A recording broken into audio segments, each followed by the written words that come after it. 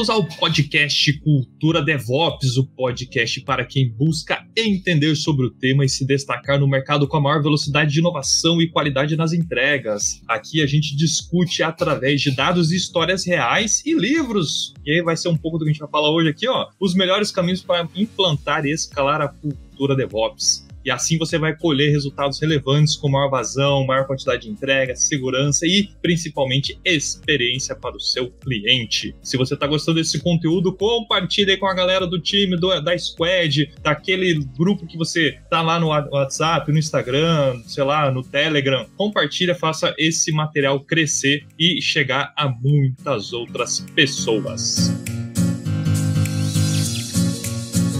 Bom, pessoal, sou Wagner Fusca, estamos em mais um episódio aqui da Cultura DevOps. Hoje um episódio que a gente vai receber um convidado muito especial, um convidado que me inspirou aqui para começar a puxar algumas coisas de podcast e que volta e meia, quando a gente se encontra em eventos aí de agilidade, a gente troca muita ideia, muita figurinha, e eu fico muito feliz em receber hoje Lula Rodrigues, consultor na Obonobo. Falei certo? Fala, Tia Fusca.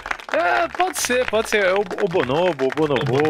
A brincadeira é ser um palíndromo, né? Então, de trás pra frente, frente pra trás é a mesma coisa. Pô, que legal. Não tinha percebido isso, que bom que você falou. E pra quem tá ouvindo só, então faça aí na sua cabeça esse palíndromo aí. O-B-O-N-O. É isso aí. Muito bom. Lula, muito obrigado aí por ter aceito o convite aí, e eu acho que vai ser um momento bem legal a gente trocar ideia sobre isso, né? Tamo junto.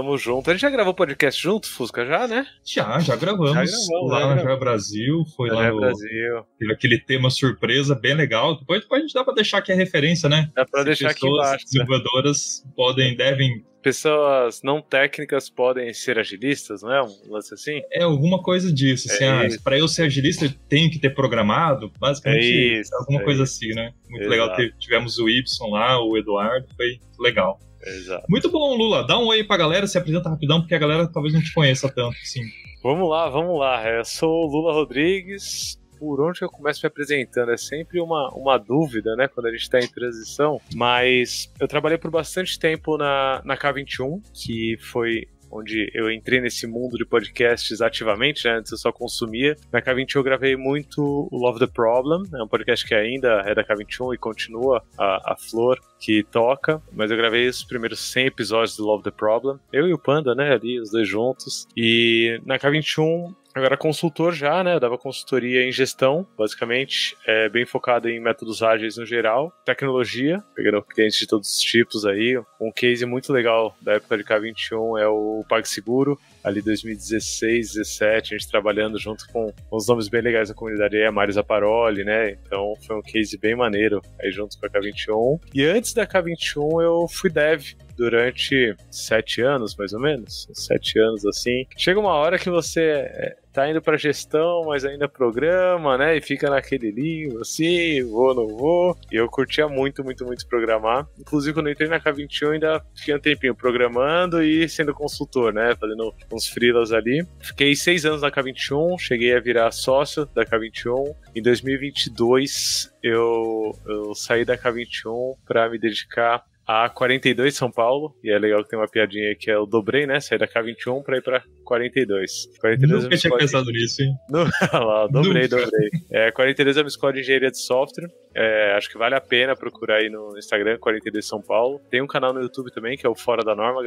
Gravei bastante episódio do Fora da Norma aqui no YouTube. E a escola de engenharia de software dava pra gravar um episódio inteiro aqui só sobre a 42 São Paulo. Mas eu vou deixar aqui pra galera mais técnica, inclusive, eu vou deixar aqui uma frase só que eu acho que convence bastante gente nesse mundo de YouTube, que é Fábio Akita recomenda. Então já é um selo assim interessante, porque o Akita é muito crítico, né? Então ele gosta muito da 42, tá muito junto. Na 42 eu fui CTO e cuidei da parte de pedagogia, e depois eu comecei a me aprofundar mais na parte de pedagogia, fiquei como head de pedagogia, e faz 2 meses agora, 2, 3 meses que eu resolvi levar uma vida mais autônoma, e aí fundei a Obonobo.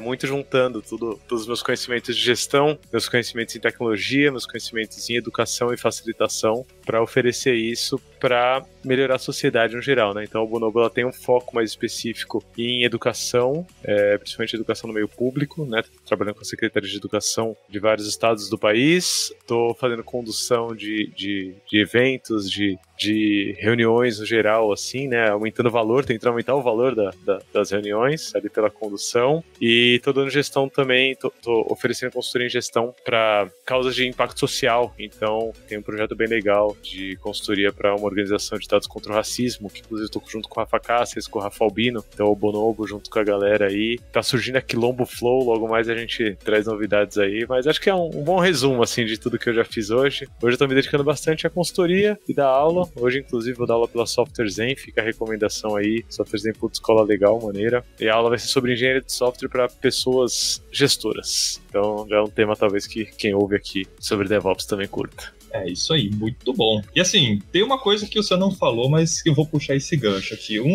lembro que antes mesmo de eu estar numa trajetória de ágil, eu já ouvia falar de um tal de Segue o Flow, que é um podcast, que não é o Flow aí, que muita gente deve conhecer, eu acho que vocês passaram por muitas confusões, né? Mas tinha um podcast chamado Segue o Flow, que na verdade ainda existe, né? Ainda existe o Segue o Flow, e não tem nada a ver com o outro Flow lá, inclusive, bem distante daqueles caras lá.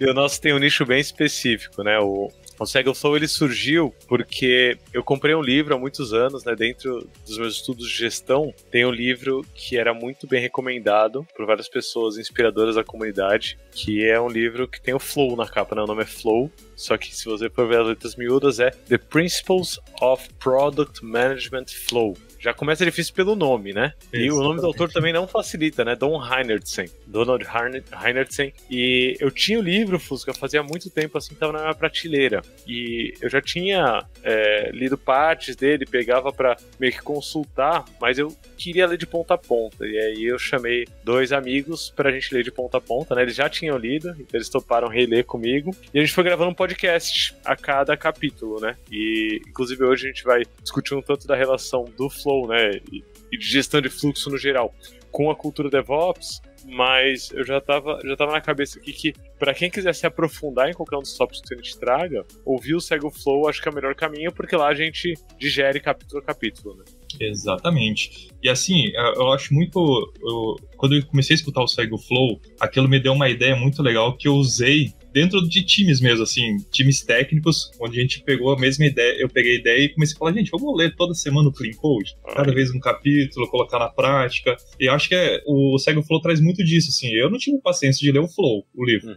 Nossa, mas ouvindo vocês, você, Danilo e todo mundo que estava ali envolvido, era muito mais fácil entender e sim dava vontade de pegar o livro e mastigar. A ideia hoje, galera, no podcast, a gente não vai conseguir esgotar o tema do que tem no livro Flow com o DevOps. Mas então a gente vai começar a mergulhar alguns pontos. Sei lá se isso vai virar uma sequência de temas, mas DevOps tem tudo a ver com fluxo, né, Lu? Tem muito a ver com fluxo. Eu tava até pensando aqui antes de começar a gravar, e eu acho que Você tá com quantos anos já de carreira, Fusca? Só pra eu ter uma noção. Ó, eu comecei a ganhar um bom dinheirinho em 2005, programando e tal. Então já vai aí quase 20 anos de carreira. Eu tô com 15 anos de carreira, mais ou menos. E pra quem viveu essa época de 2000 e poucos, né? 2000 até 2010 ali, um pouquinho depois... Se bem que ainda tem gente que vive isso, tá? Eu vou falar uma coisa que pra mim tá coisa do passado, mas ainda tem gente que vive isso, né? A gente teve que lidar com várias práticas de gestão que não combinam com o trabalho criativo, não combinam com o trabalho do conhecimento, né? A gente e vem muito de uma cultura do Taylorismo, muito uma cultura do Fordismo, uma cultura industrial ali, né? Que é do tipo, enfia coisa no começo que vai ter uma esteira, né? Tinha até esteira, tem a esteira, e no final sai o software funcionando, né? E quanto mais empurra, mais acha que vai sair mais coisa. Bota a pressão, vai empurrando documentação, vai empurrando tudo. Às vezes no grito, às vezes na força. Escala, né? Mas eu queria pegar desse fluxo inteiro, dava pra gente ficar aqui comentando, assim, sobre gestão nesse contexto muito tempo, mas eu vou pegar uma partezinha desse fluxo muito específica, que é a hora que a gente acabou de desenvolver alguma coisa e quer colocar em produção. Por que eu tô pegando essa parte específica do fluxo? Porque Para quem nunca ouviu essa siglazinha que eu vou falar aqui, levanta as mãos pro céu e agradece, que é GMUD. GMUD, Gestão de Mudanças. E aí, sei lá se vem do White ou do Cobbett, sei lá da onde que vem Gestão de Mudanças GMUD. Mas eu me lembro que lá em 2008, 2009, 2010, quando eu acabava de desenvolver alguma coisa, para colocar em produção eu tinha que abrir uma GMUD. E era muito louco isso, porque tipo, eu tinha que escrever passo a passo de como ser implantada a coisa, e aí alguém que nem sabia de nada do contexto, que era a pessoa de Ops, né, ali, pegava para implantar, né, porque ela que tinha todo o acesso à produção ali, aos servidores, papapá. E aí, por que eu tô contando sobre GMUD, né, por que eu tô revivendo minhas úlceras aqui, lembrando desse tempo? Porque a consequência de você ter um processo burocrático, principalmente para colocar em produção, na verdade não é a consequência, as consequências são tensas, né? A primeira consequência que a gente tem é gargalo, assim, é fato. Cara, vai engargalar na GMUD e tem empresa, inclusive, que fica uma semana, tipo, putz, não, você tem que abrir a GMUD na quarta-feira pra na próxima até a próxima quarta-feira ela ser aprovada e ter o de acordo, e aí tá autorizado a pessoa de operações ir lá na próxima janela de implantação, daqui 15 dias, botar em produção. Então a primeira consequência é fila, né? O que é fila? Gargalo, né? Gargalo, uma fila engargalada. O que significa isso? Tem um monte de coisa parada naquela etapa. Ponto.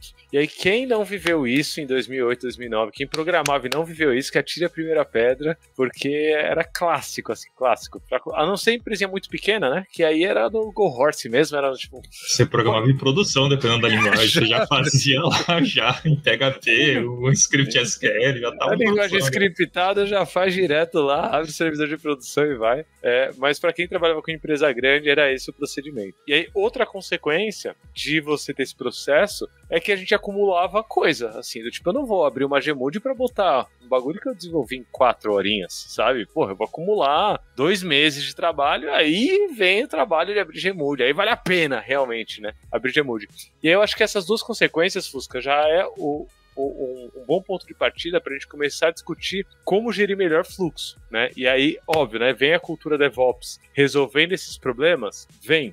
Agora, esses problemas são resolvidos não só pela cultura DevOps, mas eles são resolvidos também por uma boa gestão de fluxo que vem junto, né, vem ao mesmo tempo que essa cultura DevOps, porque não é só tecnicamente que você resolve, né? Isso, e no livro Flow, sempre tem muito falado do fluxo e muito atrelado a questões financeiras econômicas, né? Pelo que eu lembro, ele sempre traz essa visão de tudo que você está fazendo e às vezes está acumulando, não só isso, né? Mas para quem não se ligou ainda, tudo que você faz e fica parado é um estoque. Esse estoque está lá, envelhecendo, custando. Eu uso uma analogia que, poxa, eu sempre faço uns questionamentos para um dev, assim, somente quando você chega num fluxo que está demorando muito para aprovar a PR, por exemplo, ou requests lá, revisão de código. Eu falo, cara, você gosta de comer pão embolorado? Não, então por que você tá 10 dias com esse código parado aqui?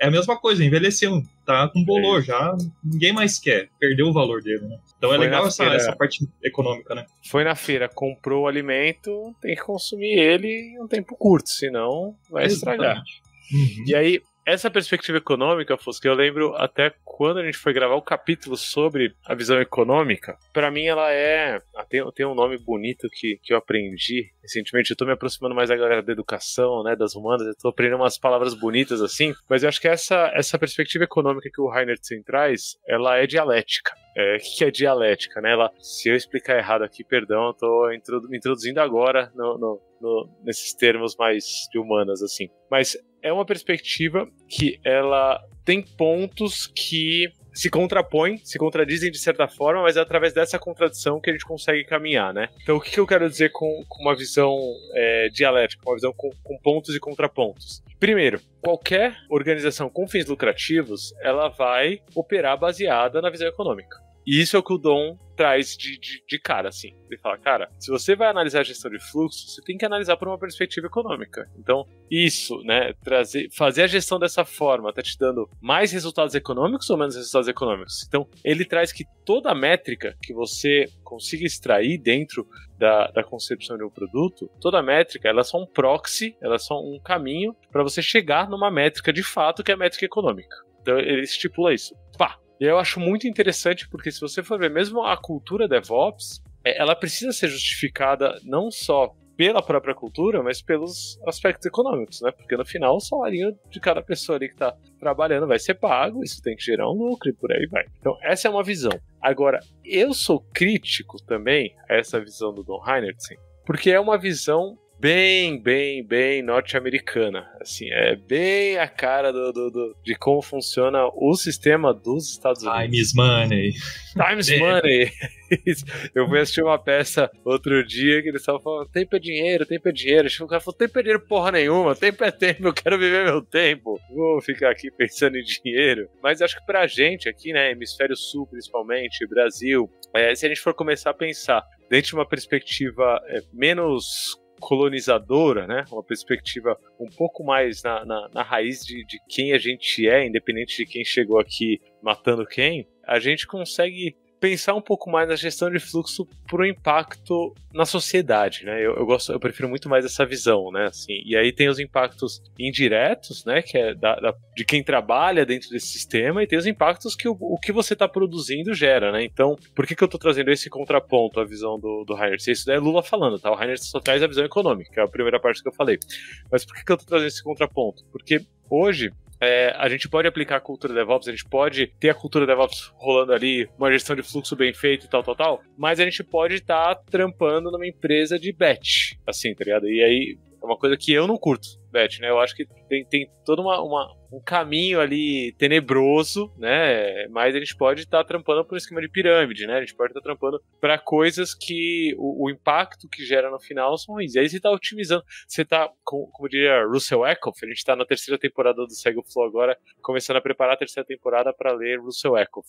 E ele traz que é melhor você fazer a coisa certa do jeito errado do que fazer a coisa errada do jeito certo, né? E aí o que o Dom ensina aqui é a fazer do jeito certo, né? A gestão de fluxo do jeito certo. Mas essa preocupação com estar fazendo a coisa certa, para mim, é primordial. E estar fazendo a coisa certa, para mim, não é só uma visão econômica, é uma visão de impacto social também, né? Impacto na sociedade como um todo. Então, já começa por aí, mas, de novo, né? Uma relação dialética e uma coisa não exclui a outra. Para quem está na cultura DevOps, busque indicadores econômicos e financeiros, porque é isso que vai conseguir te manter dentro do mercado ativo. Eu lembro do ano passado, no Agile Brasil, eu trouxe uma palestra. Ano passado que eu falo é 2023, né? Que isso aqui fica temporal, né? A gente falou no passado, ninguém sabe como é que é.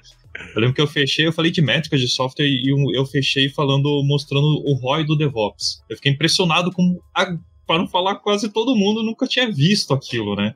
E como foi difícil, eu até falei, gente, eu não consigo mergulhar em todos os dados, porque aqui a gente está falando de indicadores financeiros que não são mais, talvez, o galera está acostumado a falar de MTTR, de lead time de mudanças, os negócios tão técnicos. Não, aqui a gente está falando de tempo de indisponibilidade de software, o quanto isso aqui vai ficar, vai custar, uma série de coisas, de investimentos. Então, tem como a gente chegar nesse fator, se a gente quiser colocar uma matemática financeira, aí fica já a dica, depois a gente pode deixar um link aqui, a galera do Dora Metrics lá já criou, tem todo um passo a passo de como fazer isso. Não é fácil, mas assim, é possível calcular e, de fato, se a gente melhora esse fluxo, vai impactar nesses ganhos de produtividade, né? A começar pelo que você falou, né, Fusca, que é você comprar e não ir na feira, comprar o alimento e não cozinhar, né, assim, no nosso caso, né, se a gente for pensar no fluxo de desenvolvimento de produtos digitais, isso significa que, cara, eu tô pagando todo um time pra trampar ali, produzir, criar um produto, papapá, e a coisa não tá indo pra produção pra trazer o retorno que eu espero, né, quanto custa,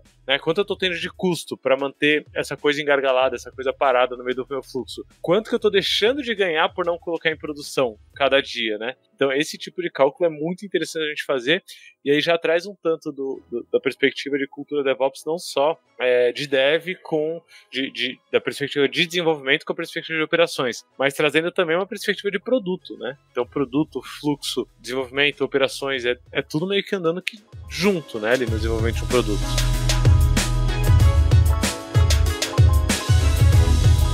A gente vai dar uma passada aqui, já percebeu que o livro fala sobre a questão de fluxo, grana, tal, e principalmente como você olhar isso. Mas vamos pegar assim, quando a gente pensa em fluxo, aí eu sei que você também tem um pezinho ali no Kanban, eu também gosto, aqui no Objact a gente também gosta dessa ideia de fluxo, Kanban, tal. Beleza, a gente tem algumas práticas que do Kanban ajudam bastante. Por exemplo, a gente tem um tamanho de lote menor ou similar, a gente consegue ter o quê? Provavelmente ter menos desperdício.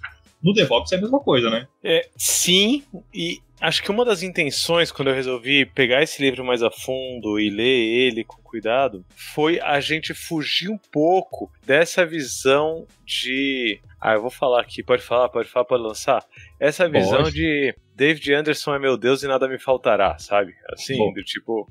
porque eu acho que assim, David Anderson fez um trabalho, e aí, pra quem não conhece, né, David Anderson é o criador da Lean Kanban University, agora chama só Kanban University, então o criador da Kanban University, que é a organização que certifica, né, em método Kanban no mundo inteiro e tal, né, a mais famosa dentro desse nicho. E por que eu tô trazendo isso? Porque o David Anderson, ele é muito bom, o conteúdo que ele produz é muito bom, assim, né? Você pega os livros dele, você pega toda a teoria produzida pela Kanban University é muito boa, mas ele também é muito bom de marketing, né? E uma coisa não anula a outra, né? Não tô falando, não é porque a pessoa é muito boa de marketing que ela não é muito boa no que ela tá trazendo. O conteúdo dele é muito sólido, é muito bom, né? Tanto que tá espalhado pelo mundo inteiro. Mas assim, não é porque o Don Heinertsen não marketeou tanto o Flow que... O que impera é as teorias do David Anderson. Então eu acho que a gente começar a trazer alternativas para essa perspectiva sobre gestão de fluxo, né, que não simplesmente o método Kanban do David Anderson, eu acho que é extremamente relevante. E aí a gente tem, desde Don Heinertsen aqui, a gente tem Daniel Vacante, a gente tem Troy McGuinness, a gente tem Klaus Leopold, né, e tem toda uma galera mobilizada em torno disso. Um parênteses aqui, eu só citei nome de pessoas do hemisfério norte, homens brancos, tá? Só pra trazer aqui. A gente precisa começar a ampliar um pouco nossa visão, e eu, né, preciso começar a ampliar um pouco nossa visão, então já deixo o convite para quem estiver ouvindo o podcast, se tiver referências melhores, por favor me manda, lula@obonobo.org, me manda, tá? Talvez eu poderia agregar, mas ainda é do hemisfério norte, mas assim vai ser uma mulher, a Mary Popendick, né? Com o Lean Software Development, a gente começa a ter talvez seja a mais diversa, diferente do grupo, se a gente pegar até do Manifesto Ágil e tudo mais, assim, seria a única que distingue, mas assim, quando me vem à mente, assim, a ideia do Lean mesmo, né? Antes de vir Scrum, quando eu vi o Lean Software Development, o livro que também fala acho que é do conceito ao dinheiro, sim. Mas From Concept to Cash, é isso mesmo, exatamente. Alguma coisa assim. Fala sobre isso, sobre a questão do desperdício. Que, poxa, se você colocar também o DevOps, poderia... Ixi, dá outro papo aqui. A gente mergulhar no nível da Mary Popendick, vai ficar bem legal. Mas é uma bela referência, Fusca. A Mary Popendick é muito, muito, muito referenciada. Mas aí, descendo para estudar o Don Heinertsen, se a gente for pegar o conteúdo que ele traz aqui, a gente vai ver que gestão de fluxo feita com princípios que o Don traz no livro e feitas com o método Kanban, parte do mesmo lugar, né? Então, se a gente for ver aqui, a gente tem gerindo filas, né? Gerindo filas, cara, se você estudou minimamente o método Kanban, você sabe minimamente o que é gestão de filas, né? Lidando com a variabilidade, já é um tópicozinho um pouquinho mais avançado dentro do método Kanban, mas variabilidade é um tema super relevante. Aplicando limite de trabalho em progresso, né? Restrições de limite de trabalho em progresso, reduzindo o tamanho de lote, né? Então, tem vários tópicos aqui que dialogam direto com isso. Posso fazer um parênteses aqui no limite de WIP? Eu acho engraçado que ferramentas DevOps, elas têm limite de WIP, porque elas vão pegar um Jenkins da vida, assim, quando não tinha tanta nuvem, assim, cara, você colocava, assim, 3 pipelines rodando ao mesmo tempo. E a coisa fluía bem.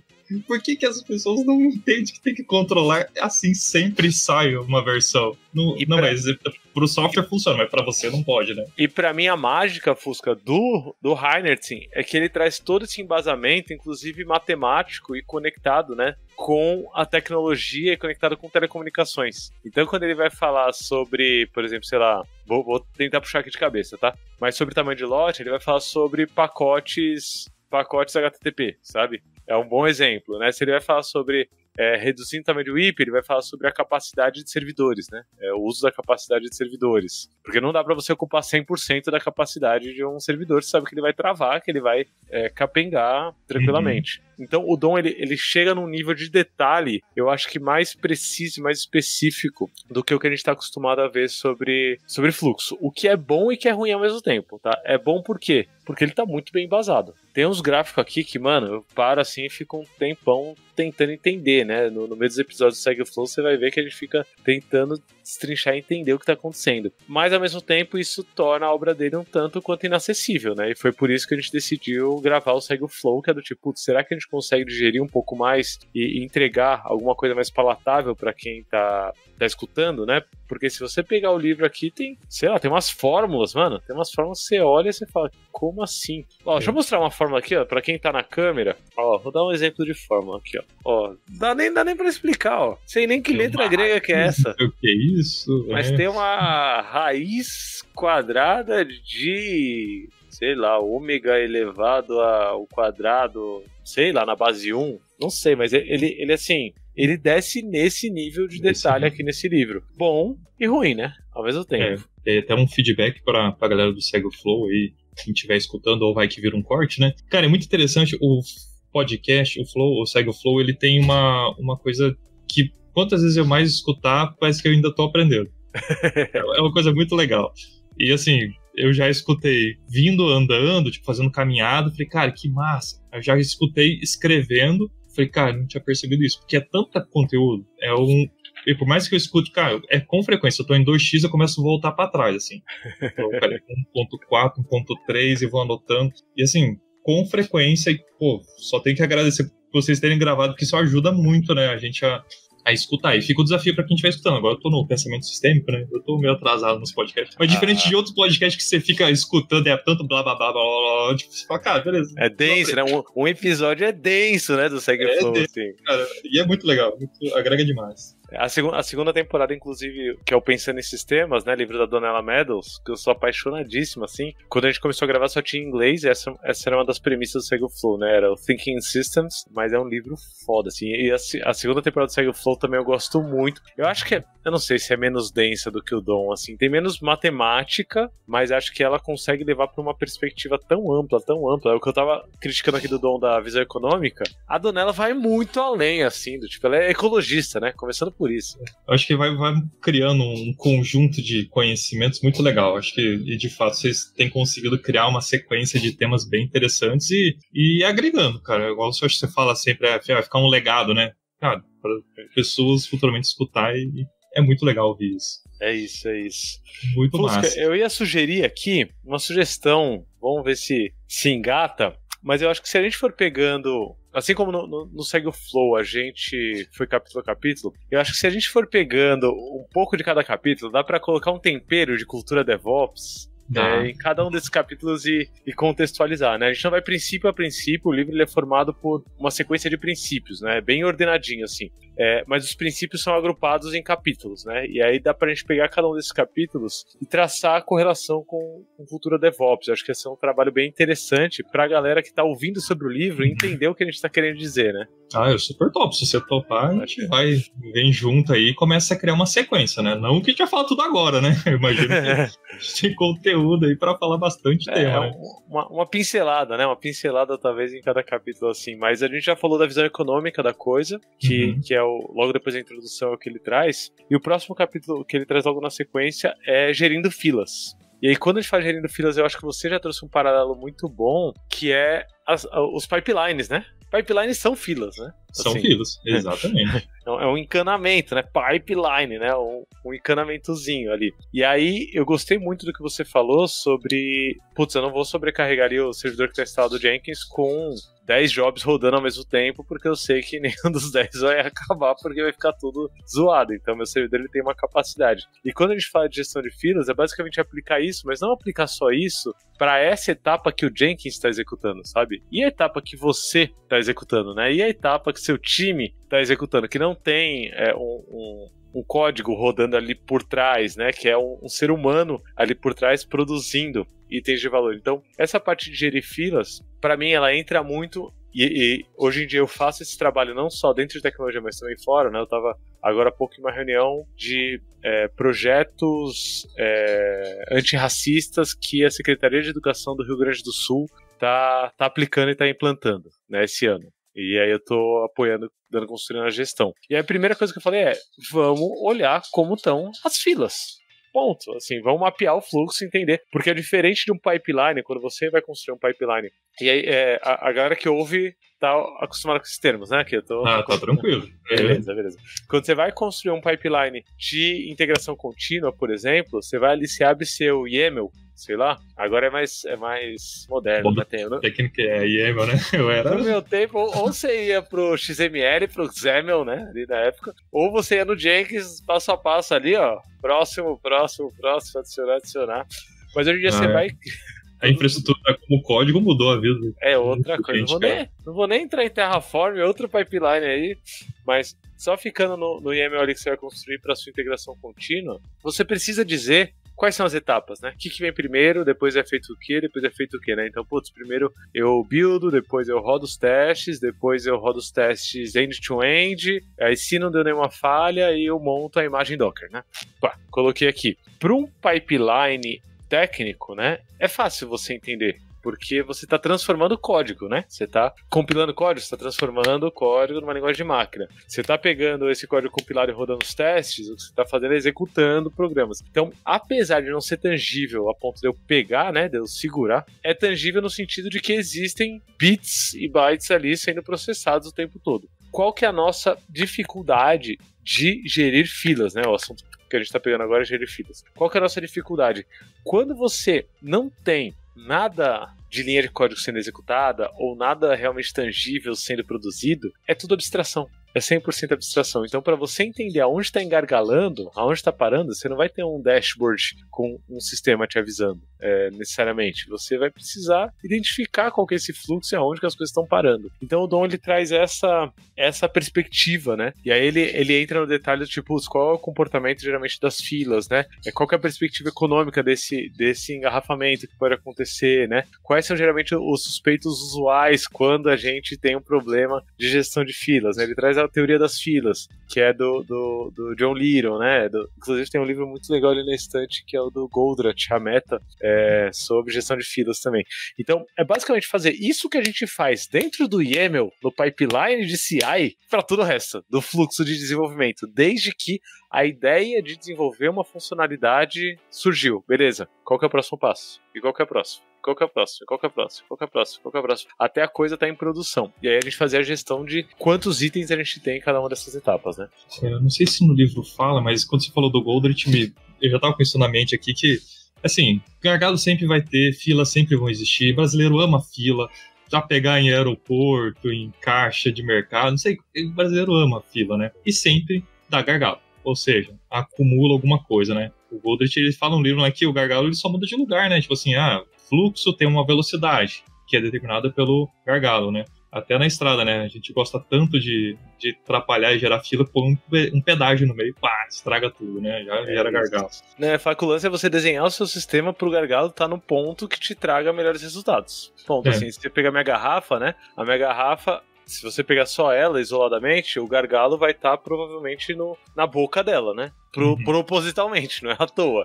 Mas se eu for deixar o gargalo na boca dela na hora que eu for tomar, pra quem tá conseguindo ver aqui, consegue ver que é uma boca grande da garrafa, não é uma boca miudinha, não é um furinho só, né? Aqui. Então, o que eu tenho que fazer quando eu vou beber água é mudar o gargalo pra entrada da minha boca. Então, eu bebo fazendo uma boca menor. Se eu abrir toda a minha boca assim pra ficar maior do que o bico da garrafa, eu vou me afogar. Então, não é bom o sistema desse jeito. Então, o lance do gargalo é a gente colocar o gargalo estrategicamente onde vai trazer melhores resultados para o nosso sistema. E é importante, acho que quando a gente fala gerir fila, você não imaginar somente a sua fila, né? E aí eu fico até uma cobrança assim, com uma galera de DevOps, que você fala assim, o DevOps está funcionando tudo bem, mas o restante para trás assim não tá nada certo. Então não adianta às vezes ter um mega DevOps se o restante não tá... Parece que a galera do Ops fez a lição de casa e a galera de Dev não fez nada, né? E sendo que DevOps é tudo junto, né? Tipo... E a galera de cultura fez menos ainda, né? Assim. Exatamente, não esqueço totalmente desse papel, né?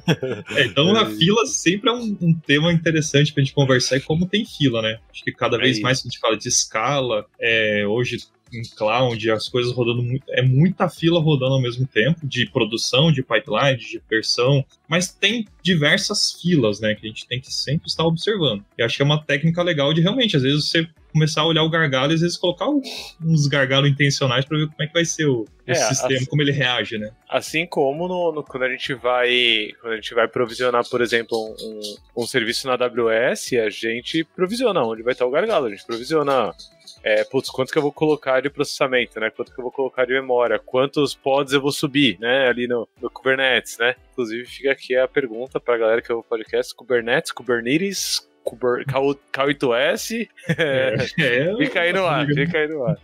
É complicado isso, hein? É isso. E aí eu acho que isso já puxa, Fusco, o próximo princípio, que é o explorando a variabilidade, que é um princípio muito interessante que conecta com tudo isso, que é, a partir do momento que eu coloco o gargalo no lugar certo, eu começo a ter um fluxo um pouco mais contínuo, né, e controlado. Por quê? Variabilidade, ela sempre vai existir no trabalho que não é físico, né? Mesmo no trabalho físico tem variabilidade, tá? Se você for pegar uma linha de produção de carro, por exemplo, né, pegando a Toyota ali, vai existir algum nível de variabilidade, mas como o procedimento é sempre o mesmo, você consegue otimizar essa linha de produção para não fugir nunca nunca não, né? Tanto quanto possível, mas para não fugir nunca do script. Agora, desenvolvimento de software só tem script no que a gente coda, né? Porque ali no dia a dia é trabalho criativo, né? Assim, as coisas vão acontecendo. E aí o lance de explorar a variabilidade é reduzir ela ao máximo, mas sem deixar de ser criativo, né? Como que eu consigo... Porque se você padronizar muitão, você não vai conseguir ter espaço para criatividade. Aí ferrou.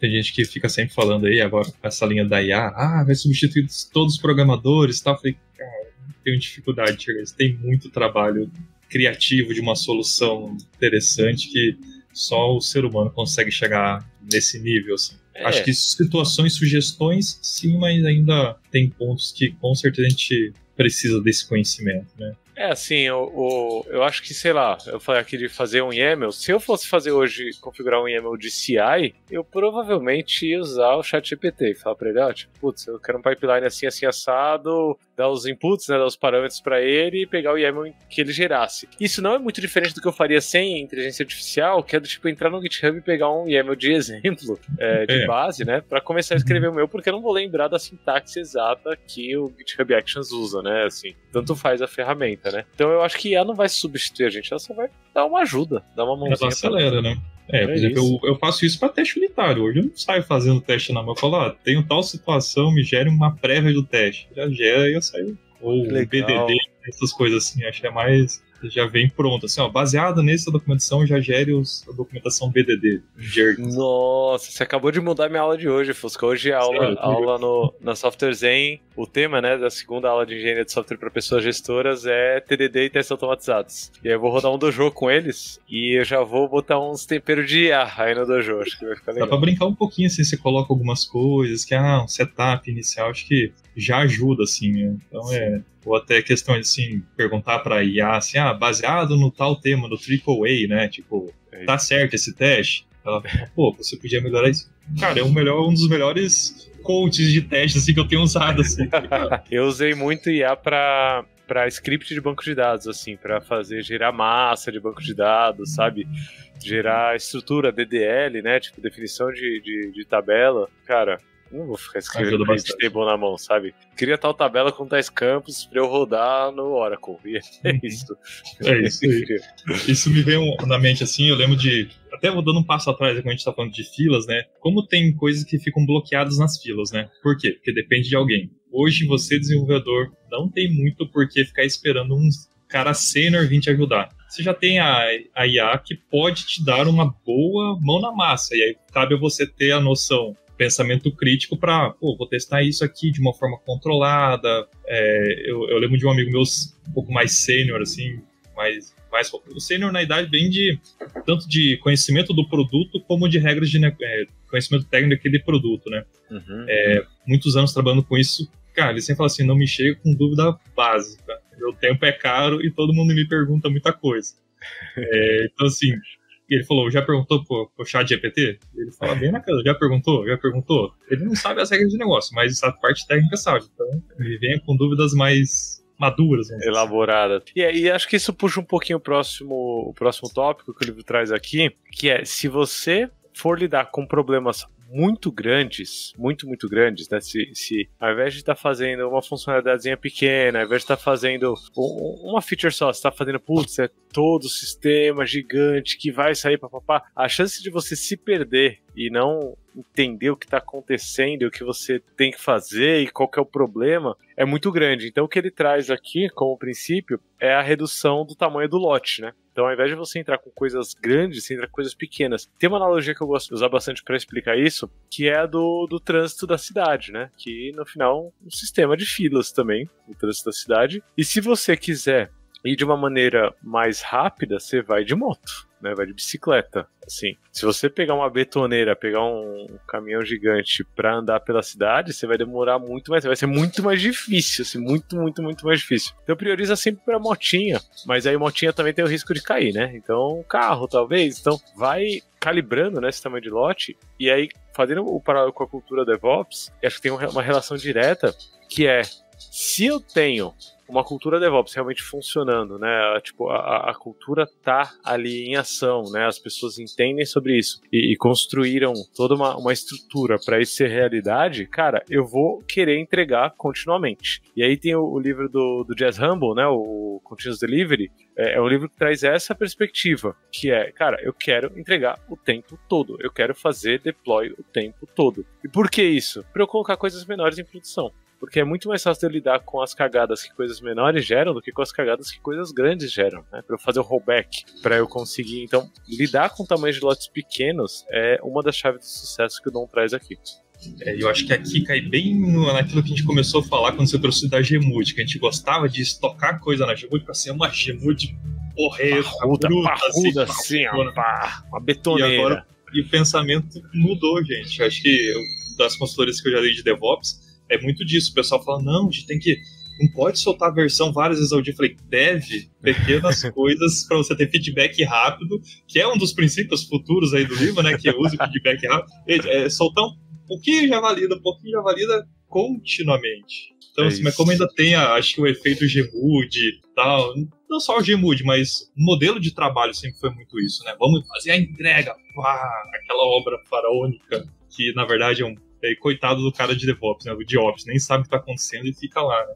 E às vezes isso daí até justifica todo um cabide de emprego de um monte de gente ali que tá ali pra controlar coisas gigantes, né? Porque às vezes simplificar não é muito interessante pra algumas pessoas, assim, e flerta muito com o XP, né, Fosca? A gente curte muito XP. Inclusive, em junho eu tô lá na XPConf, hein? Em Bolzano, na Itália. Estarei lá cobrindo. Alguém da Objective ia na XPConf, existe a possibilidade de alguém ir. Eu não sei ou o Marcelo ou o Pedro, que não tá mais aqui, mas ele talvez ia. Tem um amigo meu de Maringá que vai, qualquer coisa eu passo contato, vocês trocam uma ideia lá.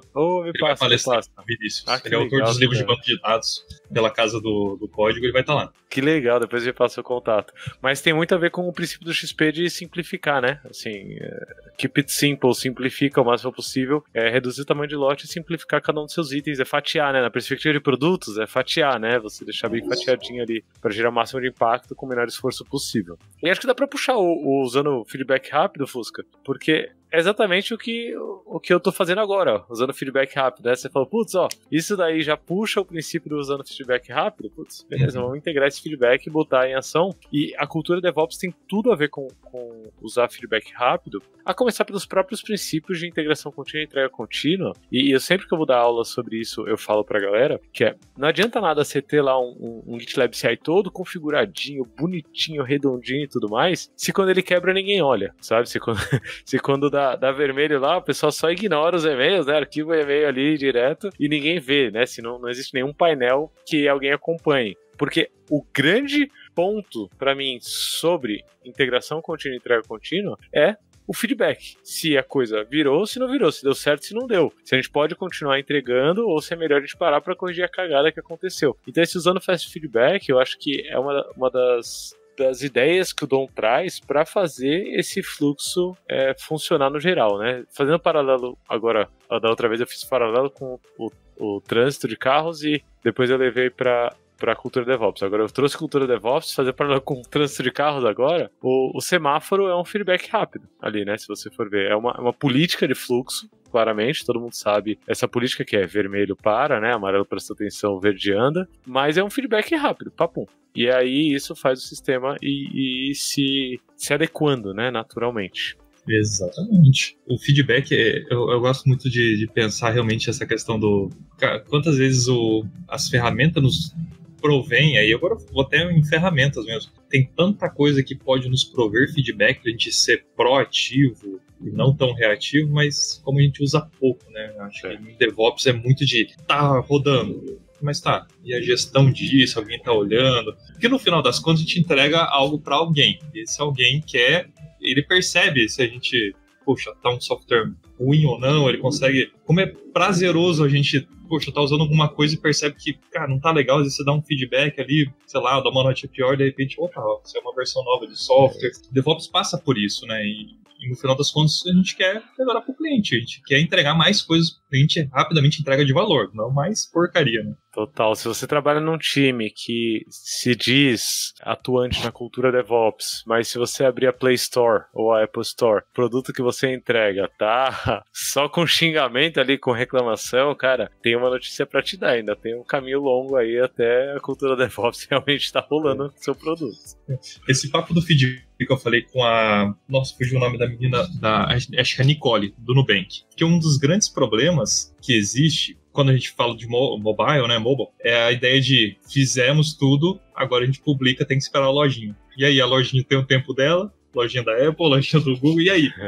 Tipo assim, é muito legal, e aí fica a dica, a gente vai deixar aqui o link, de como que o Nubank consegue ter estratégias para ter essas questões, por exemplo, feature flags e tantas outras estratégias que podem tirar uma funcionalidade ou não, caso debug, porque se debug, é dias de bug em produção. Então, assim, um feedback bobo, e talvez seja realidade de alguns, chegamos até um limite. Depois, daqui para dentro da Apple ou do Google, não está sob o nosso controle, né? Esse é um dos grandes problemas que a gente tem em DevOps, né? Quantos a gente já acelerou aqui em consultorias, entrega tudo lindo, mas o cliente só quer atualizar de 3 em 3 meses. Aí complica, nossa, né? Esse é meu terror, assim, ó, o coração bate mais forte. Eu tive que passar por isso uma vez na vida, e aí o que eu falei? Quando ele falou isso, ele falou, não, eu quero entregar só uma vez a cada 6 meses. Eu falei, então, nesses primeiros 6 meses, eu vou estudar sobre teste automatizado, integração contínua e entrega contínua, para nos próximos 6 a gente entregar semanalmente no mínimo. Ele falou, tudo bem. E aí deu super certo. Foi assim que eu comecei a explorar todos esses assuntos, sabe?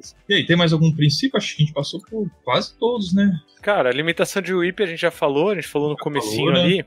E os últimos 2 que ele traz aqui, eu acho que são bem interessantes, que o primeiro é controlando o fluxo sob incertezas. E aí eu acho que a incerteza, ela é a única certeza que a gente tem. Ó, ficou poético. Tudo isso pode mudar.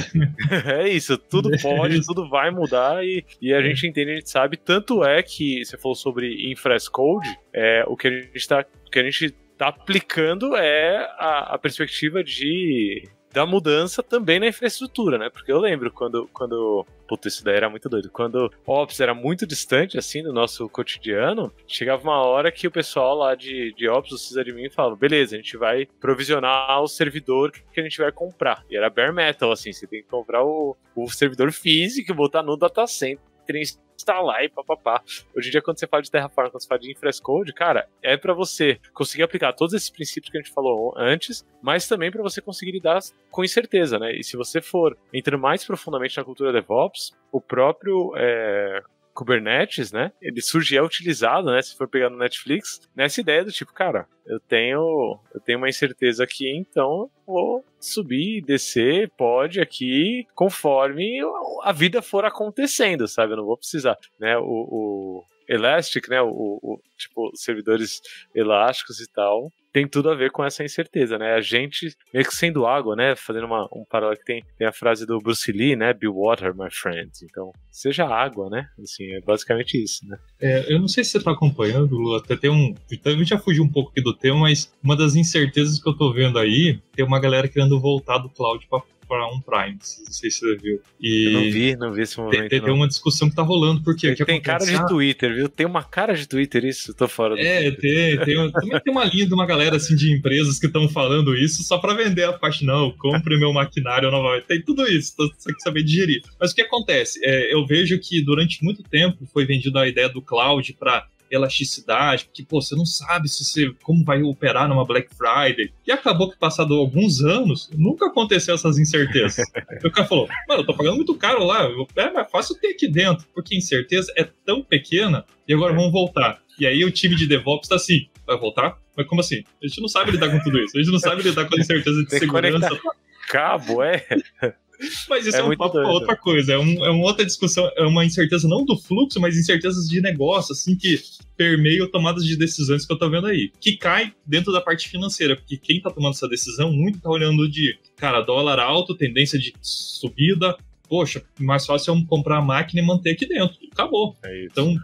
Ou fazer igual o Magalu, que é comprar a máquina e virar a AWS brasileira, né? Assim, exatamente. Seu próprio serviço de cloud. Mas na 42 São Paulo, né? A 42 São Paulo é uma escola de engenharia de software, é francesa, né? E aí, por instrução da França, a gente não usava nuvem. Né? Então os servidores eram servidores físicos, então fica na escola o servidor, ou na França, né?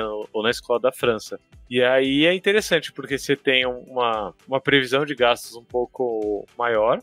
Agora, quando dá zica no servidor, meu amigo, quero nem lembrar assim, desses tempos, porque ainda mais eu que não vim de sysadmin, né? Eu não vim de operações, cara, era muito difícil assim, ter que lidar com as zicas que davam. Não que cloud não dê zica também, né? Mas você tem sempre um especialista que está pensando em segurança. Eu lembro, a primeira vez que eu vi uma palestra, isso faz muito tempo, hein, de cloud, eu lembro que um rapaz da Red Hat falou o seguinte, quantas pessoas certificadas, e começou a falar as certificações? Foram umas 3, tem no seu time. Aqui em Maringá, que é no caso onde eu tô gravando. Não tinha ninguém sabia disso ali. A gente tem mais de 100. Então, o negócio deles é esse, né? Então você fala, cara, então talvez uma gestão de, por exemplo, se o problema é custo, uma gestão mais assídua de custo, colocar semáforos no que está gastando da nuvem, pode ser uma estratégia para você não sair da nuvem, né? Mas é um pouco estranho essa questão de voltar pro cara, sei lá. A gente falou um pouco do tema aqui, mas só para gerar um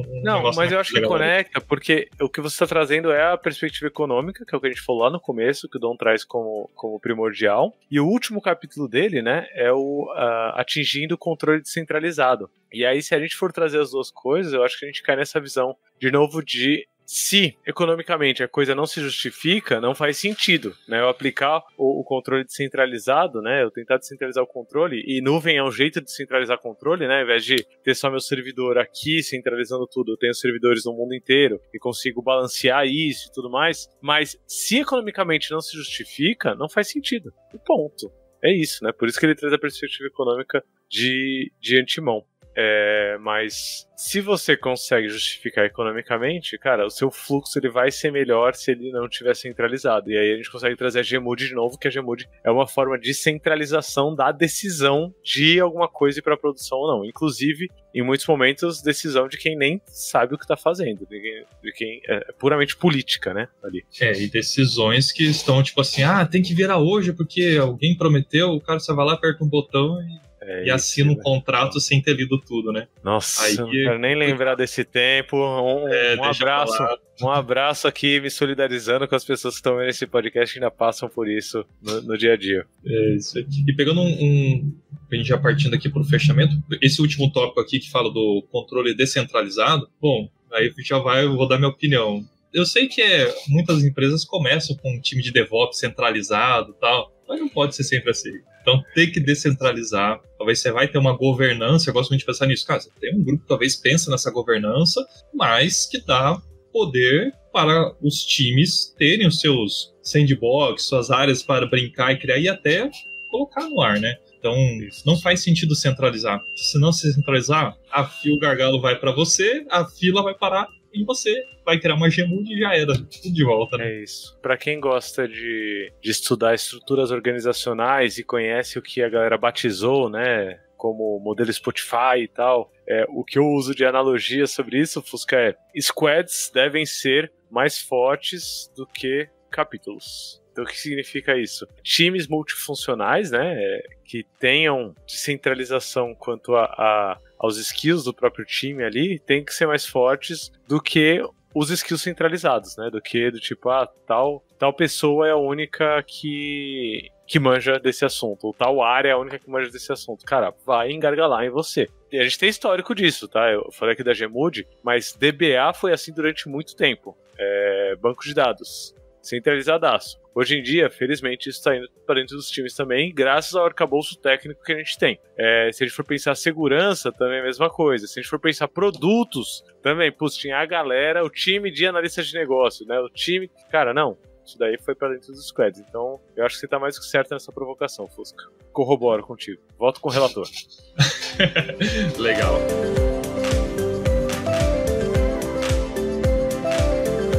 Lula, passamos por tudo, hein? Pensei que a gente não ia conseguir passar por todos os tópicos, né? Excelente, gente. Então, hoje o episódio que foi sobre o livro Flow, do Don Heinemstern. Boa, a capinha aí. No final, né? Essa é a capa, livro... né? Essa vai ser a capa, ó. Boa. E aí, o que eu ia comentar? Esse é um livro que ainda permanece em inglês, né? Acho que não teve tradução e tal, né? Ainda permanece em inglês. E é um livro denso, igual a gente falou aqui, então a gente conseguiu dar uma nem mergulhada, né? Foi um rasante rápido, assim. Um rasante.